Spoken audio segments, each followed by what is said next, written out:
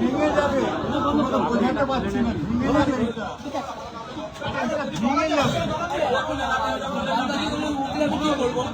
আমি একা দাঁড়িয়ে নেই তো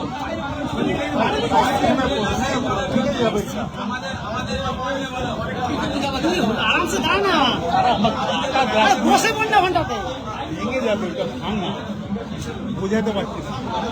তোমাদের তো নাম দিয়ে পড়লে রাই নিউজটা দিন, রাই নিউজ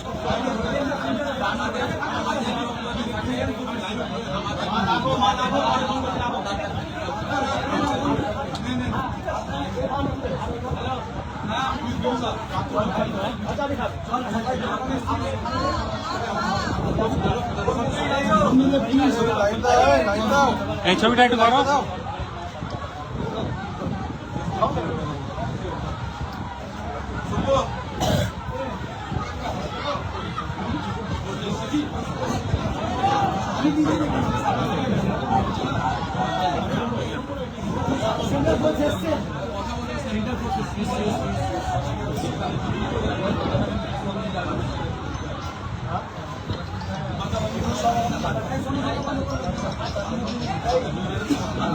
হ্যালো, খুব বাজে অবস্থার মধ্যে আছে, আমি বেরিয়ে দিচ্ছি। দেখুন কি কি আছে নর্মালি দেখতে হবে।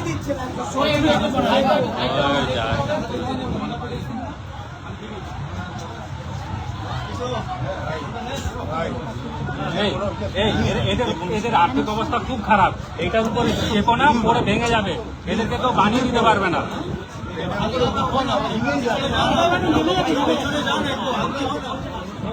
বাইরে থেকে লোক উঠতে পারবে, ফাঁকা হয়ে গেল।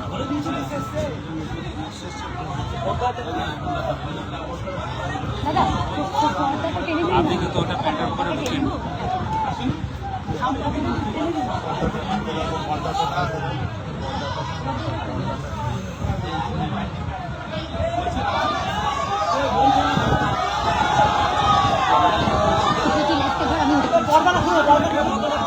পর্দাটা খুলে নাও।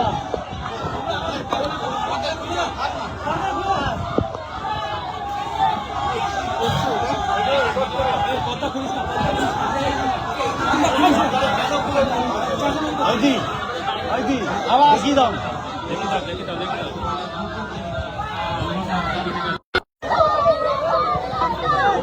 ভিডিও এ মারছে দিয়ে দেবে, ভিডিও এ করছে।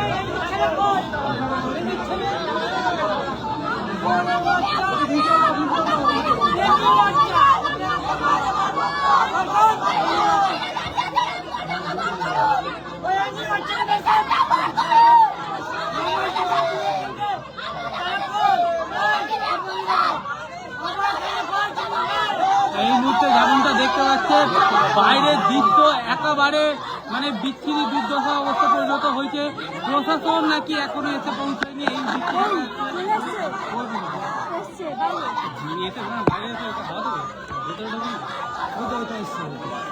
এই এই মুহূর্তে দেখা যাচ্ছে পুলিশ প্রশাসন এসে হাজির হয়েছে। এই মুহূর্তে দেখা যাচ্ছে পুলিশ এসে উপস্থিত, যেখানে বিশাল কেন্দ্রীয় বাহিনীকে নিয়ে রাজ্য পুলিশ, চৌধুরী থানার পুলিশ এই মুহূর্তে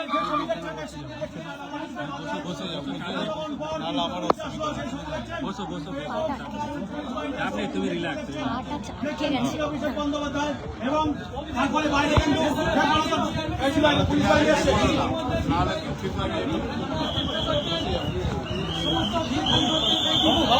ভালো করে বসে ভালো করে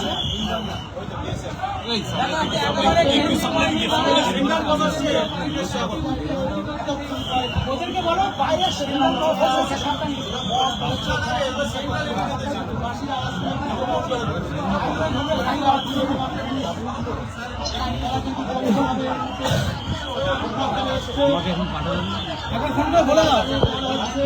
হ্যাঁ দিচ্ছি, দাঁড়াও, খুব বাজে অবস্থা গো। ঠিক আছে, ঠিক আছে। এই তুমি একটু ছবি টবি দেখো, ছবি পাঠিয়েছিস, ছবি পাঠিয়েছিস? এটা হচ্ছে অনেক ছবি পাঠাতে আমাকে দিচ্ছি। এই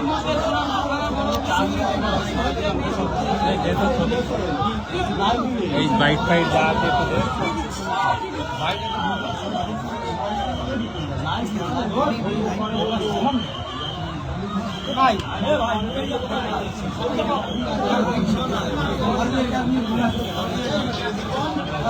অভিষেক আছে পরে কথা অভিষেক ব্যানার্জির ওখানে আছি পরে কথা বলছি কেন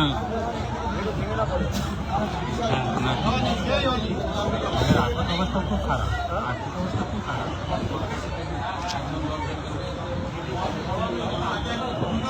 বাবা গড়িয়াহাটে হকারি গড়িয়াহাটে হকারি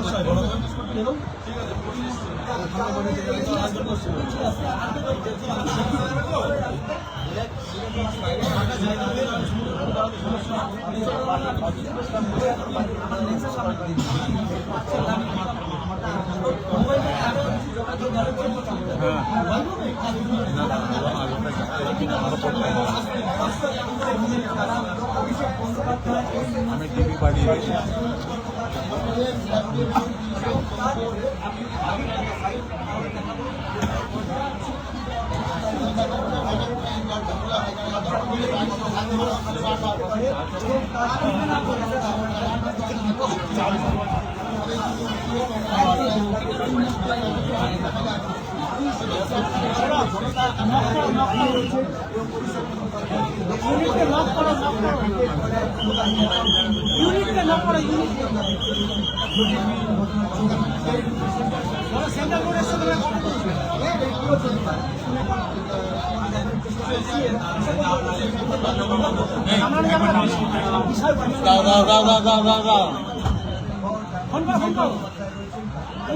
শ্রমিক ভট্টাচার্য বলেছেন যে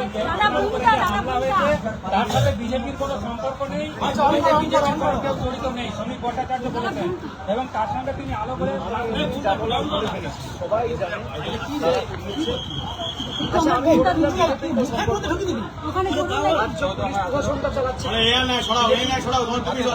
পুলিশকে বলার পরেও যখন আমরা বলেছি যে আমাদের কাছে ইনফরমেশন রয়েছে এখানে ব্যাংকুয়েট হলে বাইরে থেকে লোক দিয়ে এসে ঢুকিয়ে রাখা হয়েছে, ব্যবস্থা কেন নেই? সরকার দল বা সরকার এভাবে দায় এড়াতে পারে না। আমাদের কাছে হোয়াটসঅ্যাপে স্ক্রিনশট রয়েছে, এসপি কে বলা হয়েছে, আইসি কে বলা হয়েছে, তারপরেও একজন আসেনি। মুখে বললে হলো? যারা করেছে তাদের বিরুদ্ধে ব্যবস্থা নিন। রাজ্য পুলিশ প্রশাসন কে চালাচ্ছে? তৃণমূল না বিজেপি? কোন রাজনৈতিক দল ক্ষমতায়? যে রাজনৈতিক দল ক্ষমতায় সেই রাজনৈতিক দলের প্রদেশের সভাপতির নাম শফিক ভট্টাচার্য। সেই ভারতীয় জনতা পার্টি পশ্চিমবঙ্গ সরকার পরিচালনা করছে, রাজ্যের পুলিশ পরিচালনা করছে। মুখ্যমন্ত্রী বিজেপির, পুলিশ মন্ত্রী বিজেপির। জেলা পুলিশ, রাজ্য পুলিশ কার নিয়ন্ত্রণে? সেখানে ইন্টিমেশন পাঠানোর পরেও, পুলিশকে মেসেজ করার পরেও, ফোন করার পরেও ফোন ধরেনি। হোয়াটসঅ্যাপে মেসেজ পাঠানো হয়েছে, কোনো রিপ্লাই করেনি। সকাল 11টা থেকে এখানে একটা ব্যাংকুয়েট হলে লোকজন বাইরে থেকে বহিরাগতদের নিয়ে এসে ঢুকিয়ে রাখা হয়েছিল যে অভিষেক বন্দ্যোপাধ্যায় নামবে আর আক্রমণ শুরু করবে। আপনারা তো এখানে ছিলেন আমি আসার আগে, অনেকে আপনারাই তো আমায় খবর দিচ্ছিলেন যে আপনি নামলেই এর আক্রমণ করবে। আমাদের কিছু সহকর্মীরা ছিল, তারা বুদ্ধি খাটিয়ে এক দুটো হেলমেট রেখেছিল। আমার মাথা দুটুকরো হয়ে যেত আজকে। যেভাবে এরা ইট, পাটকেল, ঢিল, আমার পোশাকের অবস্থা দেখুন। এই বিজেপির গণতন্ত্রের নমুনা। মহিলাদের চুল ধরে টানছে, জামা ছিঁড়ে দিচ্ছে। আমার সাথে আমার সহকর্মী যারা এসছে, 2-3 জন মহিলা, তাদেরকে লাথি মেরে রাস্তায় ফেলে দেওয়া হচ্ছে। তাহলে কৃষ্টি সংস্কৃতি এটা? আমাদের দলের একজন আমার সহকর্মী দীর্ঘদিনের, সে মারা গেছে, তার পরিবারের সাথে আমি দেখা করতে আসতে পারি না? আমি এখানে কি করতে এসেছি যে আমাকে এরকম ভাবে আটকানো হবে? এলাকার কোন মানুষ আমায় আটকেছে? মানুষ দুধারে দাঁড়িয়ে আশীর্বাদ করছে, সৌজন্য বিনিময় করছে, হাত নাড়ছে। আর বহিরাগত বিজেপির গুন্ডারা ইট পাটকেল ছুটছে। আমি তো দেখিয়েছি আপনাকে। আমার চোখে 7 বার অস্ত্রোপচার হয়েছে। 10 বছর আগে রোড অ্যাক্সিডেন্ট হয়েছিল। ইট পাটকেল ছুড়েছে আমার ডান চোখ বাঁ চোখ দুদিকেই। চশমার অবস্থা দেখুন, জামার অবস্থা দেখুন, গেঞ্জির অবস্থা দেখুন, পেটে, মুখে, বুকে, গালে, কপালে, যেখানে পেরেছে। কেউ ঘুষি মেরেছে, ইট পাটকেল মেরেছে। তো বিজেপি যদি এর সাথে জড়িত না থাকে, বিজেপি ব্যবস্থা নিচ্ছে না কেন? রাজ্য পুলিশ প্রশাসন তো বিজেপি। এতক্ষণ পর পুলিশ এবং সেন্ট্রাল ফোর্স সে দেরিতে হয়েছে, টনক নড়েছে, কিন্তু পুরো ঘটনার ডিটেলস আমাদের কাছে তো রেকর্ডেড রয়েছে। তাই তো এরা এড়িয়ে যেতে পারবে না। আমি এই ঘটনাকে কেন্দ্র করে আমি হাইকোর্টেও যাব, আমি সুপ্রিম কোর্টেও যাব। যারা বাংলায় বলতো না জঙ্গল রাজ চলছে, 15 বছরে কোনোদিন বাংলায় এই ঘটনা মানুষ দেখেনি। যারা আগে বিরোধী দলের রাজনীতি করত, 10টা করে গাড়ি নিয়ে কেন্দ্রীয় বাহিনী নিয়ে রাজনীতি করত। কেন্দ্রীয় বাহিনী নিয়ে রাজনীতি হয় না। যারা আমাদের কটাক্ষ করতো যে আমরা বিশাল পুলিশের কনভয় নিয়ে ঘুরে বেড়াই, আজকে কিছু নেই তাও মানুষের সাথে। আর এই সরকারের থেকে আমি নিরাপত্তা আশাও করি না। যে সরকার এবং যে সরকারের অঙ্গুলি হল নির্মম নিরীহ মানুষদের জীবন জীবিকার উপর অত্যাচার নামিয়ে আনা হয়, রাতারাতি বুলডোজার চালিয়ে ওদের দোকান উড়িয়ে দেওয়া হয়, ঘর ভেঙে দেওয়া হয়, হাজার হাজার তৃণমূল কংগ্রেসের কর্মী আক্রান্ত, সেই সরকারের নিরাপত্তা আমার দরকার নেই। একের পর এক নেতা কর্মী জনপ্রতিনিধি অ্যারেস্ট হয়ে যান বিভিন্ন কেসে। দেখুন, আমি এই স্পেসিফিক ইস্যু নিয়ে এসেছি। আমি এখানে প্রেস কনফারেন্স করতে বসিনি। যখন প্রেস কনফারেন্স করবো তখন আপনারা একাধিক প্রশ্ন করবেন। আজকে এই ঘটনা নিয়ে আপনাদের কোনো প্রশ্ন থাকলে আমি উত্তর দিয়েছি। কিভাবে পাশে থাকবেন, কিভাবে পাশে থাকবেন সঞ্জু ঘোষ কিভাবে? আমি সেটা সঞ্জুর বাবা মাকে বলেছি। সবকিছু ক্যামেরার সামনে বলার দরকার নেই।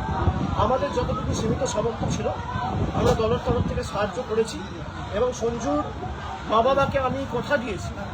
সঞ্জু হয়তো আজকে আমাদের মধ্যে নেই, তো হাজার হাজার সঞ্জু তার বাবা মার পাশে তার ছেলের মতো আগামী দিন দাঁড়াবে, যাতে তাদের কোনো কষ্ট না হয় এবং এই বয়সে তাদের উপর কোনো অত্যাচার না হয়। আমরা আমাদের সামর্থ্য সীমাবদ্ধ ক্ষমতা অনুযায়ী যতটুকু আর্থিক সাহায্য সহায়তা করার করেছি এবং আগামী দিনও করব। এখানে সঞ্জুর দিদি আছে, তার সাথে আমার কথা হয়েছে। আমি অনুরোধ করেছি যে তাদেরকে এখান থেকে সরিয়ে তার দিদির কাছে তার বৃদ্ধ বাবা মাকে কিছুদিন ডাকতে। আর আমি হোয়াটসঅ্যাপ নাম্বার নিয়ে যাচ্ছি, আমি কন্টিনিউয়াস যোগাযোগে থাকি। এবং এই ঘটনা নিয়ে এখনো পর্যন্ত কোনো সদর্থক ভূমিকা কমপ্লেন হওয়ার পর থেকেও পুলিশ নেয়নি। ছেলেটাকে যেভাবে পিটিয়ে খুন করা হয়েছে, ও বাড়িতে এসে মা বাবা চিন্তিত হবে বলে বলেনি। হঠাৎ করে 1 সপ্তাহ পর তার মাথা ঘুরছে, বমি পাচ্ছে, মাথায় অসহ্য যন্ত্রণা হচ্ছে। তারপর নিয়ে গিয়ে যখন শিশু মঙ্গলে ভর্তি করা হয়েছে, জানা যাচ্ছে মাথায় ক্লট। এবং তারপর কি হয়েছে আপনারা জানেন, প্রায় 40-50 জন তাকে ফেলে পিটিয়েছে। তার মা আমাকে বলছে, তার বাবা আমাকে বলছে। কোনো ব্যবস্থা এখনো পর্যন্ত পুলিশ নেই। এই হচ্ছে পুলিশের নিদর্শন। গত 1 মাসে এই যে পুলিশের পরিবর্তন, যারা পুলিশে কাজ করছেন, আমি বলবো সংবিধানকে সামনে রেখে নিয়ম অনুযায়ী কাজ করুন। একটা মৃত্যু, যে কোনো মৃত্যু মর্মান্তিক, দুর্ভাগ্যজনক, হৃদয় বিদারিত, প্রেরণাদায়ক। রং না দেখে গ্রেফতার করুন যারাই যুক্ত। আপনি একজন সাংসদ, সেখানে দাঁড়িয়ে আপনার যে ক্যামেরার সামনে যে প্রকাশ্যে মিডিয়ার সামনে মারা হয়, তাহলে গোটা বাংলা জুড়ে যারা তৃণমূল কংগ্রেস কর্মীরা আক্রান্ত হচ্ছে, তাহলে সেটা মানে কিভাবে হচ্ছে, কেমন আপনার মনে হয়? আমি স্যালুট জানাই তৃণমূল কংগ্রেসের কর্মীদের, এখনো যারা রাস্তায়। এবং আগামী দিন কারোর উপর আক্রমণ হলে আমি যেভাবে আজকে নেমেছি রাস্তায়, আমি তাদের পাশে থাকবো। ভয়ের কোনো কারণ নেই। লড়াই শুরু হয়েছে, এই লড়াইয়ের শেষ আমরা দেখে ছাড়বো। যারা ভাবছে ভোট লুট করে তৃণমূলকে বেগ দেবো, তৃণমূলের লড়াইয়ের মানসিকতা বিজেপি কি, ভারতবর্ষের কোনো রাজনৈতিক দল নেই, ইডি, সিবিআই, সিআইডি, যাকে ইচ্ছা আপনি কাজে লাগান। আমার জেদ আর আমার লড়াইয়ের মানসিকতা আপনি কাটতে পারবেন না। চ্যালেঞ্জ রইল, আপনার যা করার আপনি করুন। লড়াইয়ের ময়দানে দেখা হবে, রাজপথে দেখা হবে, জনতার দরবারে দেখা হবে। মানে আপনাকে পথে নামান শুরু? পথে তৃণমূল ছিল। আমাদের তো মুখ্যমন্ত্রী, প্রাক্তন মুখ্যমন্ত্রী এবং দলনেত্রী মমতা বন্দ্যোপাধ্যায় নিজে আজ থেকে 15 দিন আগে হাইকোর্টে গিয়ে তৃণমূল কর্মীদের পক্ষে সওয়াল করেছে, হাইকোর্ট আদেশ দিয়েছে, অর্ডার রয়েছে, স্পষ্টত বলা হয়েছে যারা ঘর ছাড়া, বাড়ি ছাড়া, গ্রাম ছাড়া, এলাকা ছাড়া তাদেরকে তাদের নির্দিষ্ট গন্তব্যস্থলে, বাড়িতে, এলাকায়, গ্রামে ফেরাতে হবে। তৃণমূল বসে নেই। পরবর্তীকালে আমাদের যে সমস্ত কর্মীদের মিথ্যা মামলা, এমনকি বিধায়কদের ফাঁসানো হয়েছে, আমরা সেগুলো আইনত টেক আপ করেছি। কোথাও লড়াই হবে, কোথাও লড়াই হবে। আপনি বলছেন মাঠে থাকবেন, কিন্তু নিরাপত্তা তো আপনার নেই। যেখানে আমার নিরাপত্তার দরকার, মানুষ নিরাপত্তা দেবে, আমাকে প্রাণে মারিলে মানুষ। যতদিন বাঁচবো মাথা উঁচু করে রয়্যাল বেঙ্গল টাইগারের মতো করবো। ওই যে বললাম, সব কাটতে পারবে, লড়াইয়ের মানসিকতা কাটতে পারবে না। আমার নিরাপত্তার দরকার নেই। যতদিন বেঁচে থাকবে ততদিন এদের বিরুদ্ধে লড়াই করে যাবে। এরা রুখে দেয়, এরা আটকে দেয়। ছেড়ে দিন, আলোটা বন্ধ করে